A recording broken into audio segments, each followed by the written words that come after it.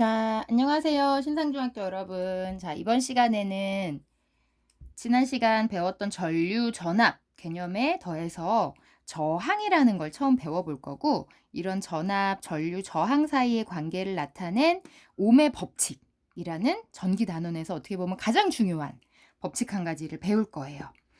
자, 우리 지난 시간에 전기 회로를 나타내는 기호들을 배웠는데요. 자, 기호를 이용해서 회로 하나를 표현을 해볼게요. 자, 먼저 건전지가 있고, 자, 여기에 꼬불꼬불꼬불 생긴 니크롬선을 달아볼게요. 니크롬선이 있고, 이쪽에는 스위치를 연결했어요. 자, 이렇게 생긴 회로를 회로도로, 기호를 표현한 회로도로 나타내면, 자, 튀어나온 쪽을 플러스니까 길쭉한 선으로, 마이너스는 짧고 두꺼운 선으로 나타내고, 자, 니크롬선 같은 저항은 표시 이렇게 나타내요. 자, 그리고 이쪽엔 스위치를 달게요. 자, 이런 모습으로 나타낼 수 있겠죠. 자, 그리고 우리 지난 시간에 배웠던 거 전류계와 전압계를 한번 달아볼게요. 자, 전류계는 이 도선을 지나는 전하가 몇 개인지를 세야 되는 거니까 길목에다가 설치한다고 했죠. 자, 여기에 전류계를 달고요. 전류계를 달고, 그 다음 전압계는 이 니크롬선을 지나는 동안 물의 높이가 얼마나 떨어지느냐를 측정해야 하니까, 자, 여기에 이렇게 파란색으로 할까요? 전압계는 병렬로 연결한다고 했어요. 자, 이런 식으로 연결을 해요. 자, 그러면 사실 전압계는 이렇게 도선을 지나는 동안에는 전압이 별로 떨어지지 않아요. 여기서 높은 곳에서 시작한 물이 쭉 흘러오다가 이 니크롬선이나 전구나 이런 애들을 만나면 전압이 뚝 떨어지면서 얘네들이 열을 낸다거나 빛을 낸다거나 하는 거기 때문에 이렇게 어떤 전기 기구에 보통 전압계를 연결해서 전압을 측정해요. 자, 이렇게 해서 이 전압을 점점 센 전압으로 바꿔가면서 전류하고 전압을 한번 측정하는 실험을 해본 거예요. 자, 그러면 결과가 어떻게 나왔냐면, 그래프를 그려보면, 자, 전압을 1일 때, 2일 때, 3일 때. 자, 이쪽은 전압을 측정한 축이라면, 세로축에는 그런 전압을 걸었을 때 전류가 얼마나 흐르느냐를 측정해서 그래프를 그려보면, 전압을 높여준다는 거는 이 건전지를 더 센 놈을 써준다는 거겠죠. 자, 전압이 1일 때 한 요 정도 흘렀어요. 전류가. 아, 여기구나. 그리고 이제 점을 찍어요. 그 다음 전압이 2를 연결했더니 전류가 똑같이 한 2배 정도 흘렀어요.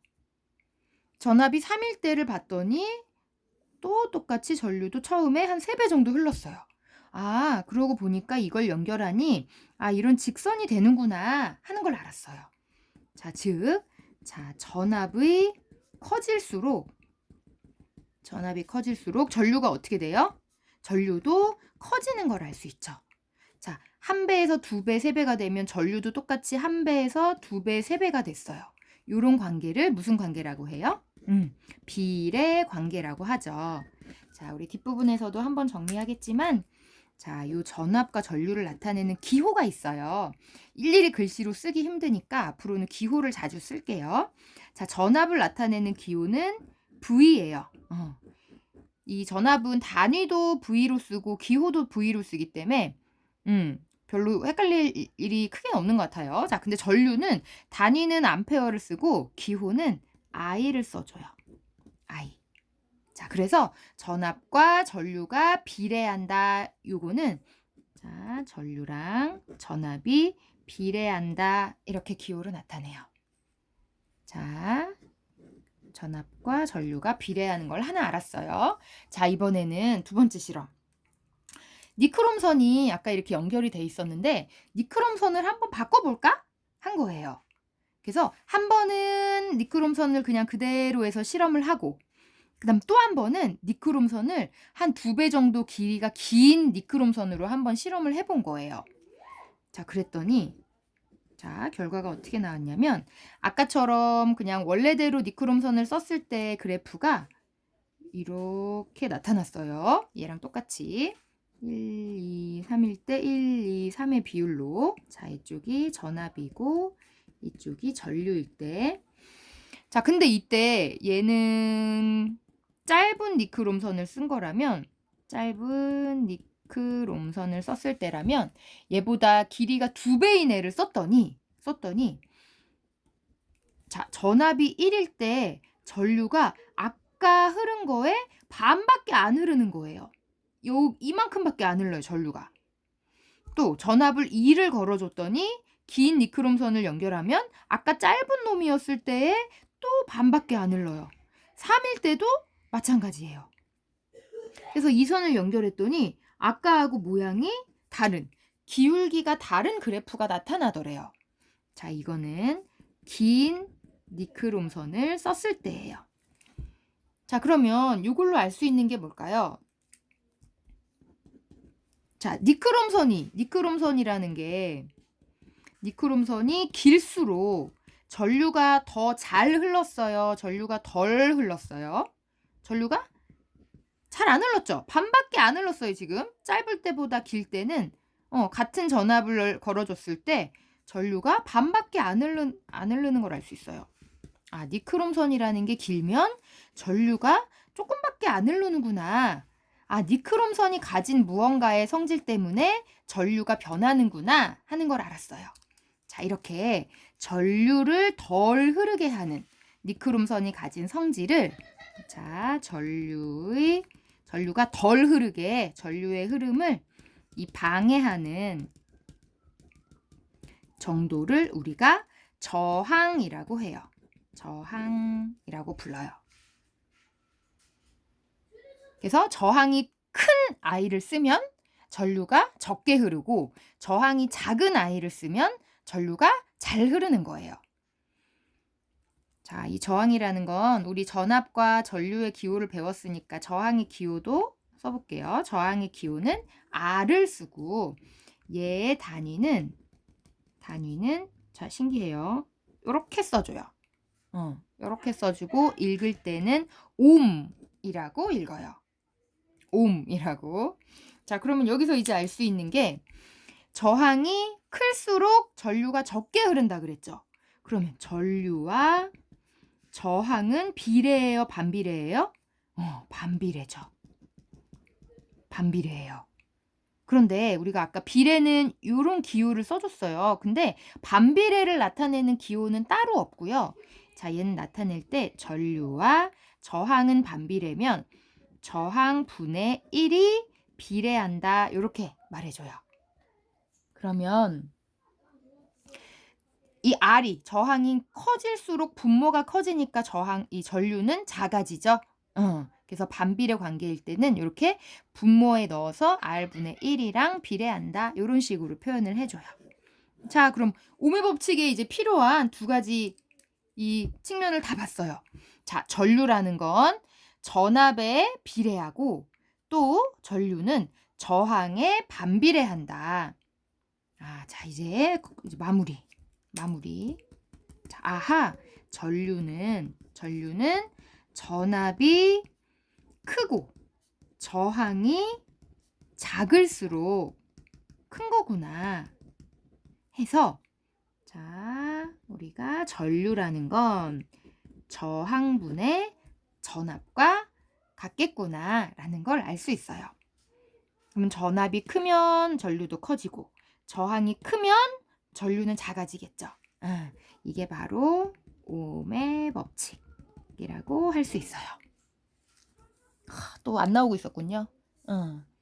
자, 이렇게. 자, 그러면 마지막으로 정리를 한번 해볼게요. 자, 우리가 이제 전기 삼총사를 다 배웠어요. 자, 삼총사를 한번 정리를 해볼게요. 나오고 있나요? 네.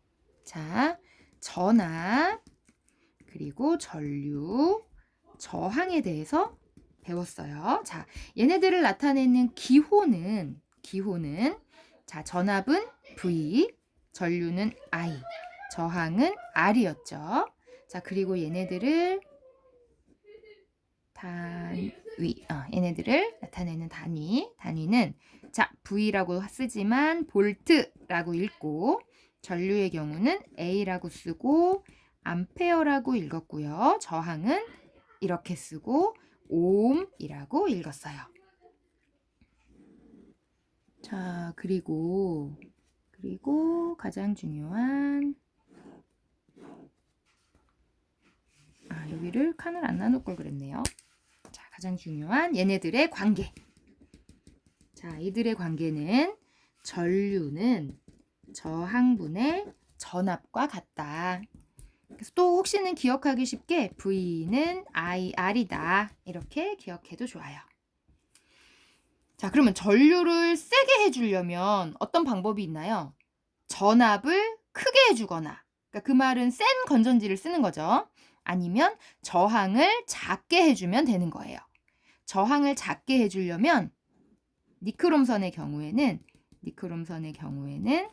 더 굵은 아이를 쓰거나, 작게 하려면 니크롬선을 굵게 하거나 아니면 더 짧은 것을 쓰면 더 저항을 작게 할 수 있어요. 자, 그러면 퀴즈 하나. 자, 문제 하나 풀어볼게요. 자, 20V짜리 전압을 2옴짜리 니크롬선에 연결했어요. 자, 전류는 얼마일까요? 뭐 이런 계산 문제 나올 수 있겠죠. 전류의 크기는, 자, 그럼 I는 R분의 V니까 얼마예요? R분의 V. 이 단위를 보고 이 공식에서 어디에 넣어야 되는지를 판단해야 돼요. 이 옴은 저항이니까 2분의 20이구나 해서 10A가 흐르겠다 하는 걸 알 수 있어야 돼요. 자, 똑같이 20V의 전압을 만약에 얘의 2배 긴 니크롬선에 연결했다. 자, 전류가 얼마일까요? 하면 2배가 길다는 거는 저항이 2배가 크다는 뜻이니까, 자, 이런 경우에는 4옴의 저항을 갖게 되는 거겠죠. 그럼 4옴 분의 20 해서 5A가 흐르겠다라는 걸 알 수 있어요. 더 정확한 내용은, 자세한 내용은 수업 시간에 배워볼게요. 자, 다음 시간에 만나요.